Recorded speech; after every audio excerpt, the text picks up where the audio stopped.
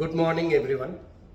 নমস্কাৰ বন্ধুসকল, আপোনালোকক দীপাৱলীৰ অশেষ শুভকামনা জনালোঁ বুলিবলৈ চাগে আপোনালোকে বিজি আছে।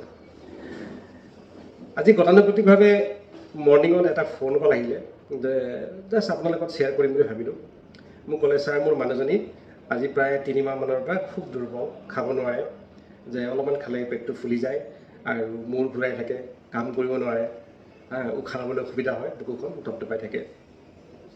আহিলে মই ক'লোঁ ঠিক আছে ৰাতিপুৱা চাই দিম। চ' আহিলে অলপ আগতে মই চেকআপ কৰিলোঁ। হাৰ্টত বুলিবলৈ ECG বা ইক'কাৰ্ডিঅ'গ্ৰাফি গোটেইখিনি কৰা হ'ল, সেইখিনি মোটামুটি ঠিকে আছে, কিন্তু তেখেতৰ ব্লাডটো যথেষ্ট পৰিমাণে কম আছিলে, হিমগ্ল'বিন মাত্ৰ 4.6। চ' আপোনালোকে এই ভিডিঅ'টো বনোৱাৰ উদ্দেশ্য হৈছে যে অকল উশাহ ল'বলৈ অসুবিধা বা বুকুখন ধপধপানি কৰিলেই যে হাৰ্টৰ অসুখ হ'ব তেনেকুৱা কথা নহয়। আপোনালোকক কেতিয়াবা ব্লাড কম থকাৰ কাৰণেও হ'ব পাৰে বা অন্য বহুত কাৰণ থাকিব পাৰে। সেইকাৰণে পৰাপক্ষত আপোনালোকক ডক্টৰে যদি কেতিয়াবা টেষ্ট এডভাইচ কৰে তেতিয়াহ'লে আপোনালোকে কৰিলে ভাল।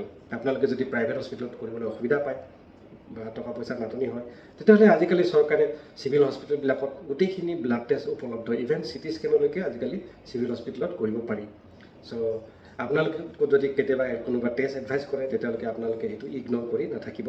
আপোনালোকে সেইখিনি টেষ্টখিনি চিভিল হস্পিটেল বা চৰকাৰী হস্পিটেলত ফ্ৰীভাৱে আপোনালোকে কৰি ল'ব।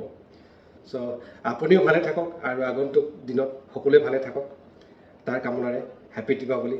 থেংক ইউ ফৰ ৱাচিং আৰু মোৰ চেনেলটো ছাবস্ক্ৰাইব কৰিবলৈ নাপাহৰিব। Thank U.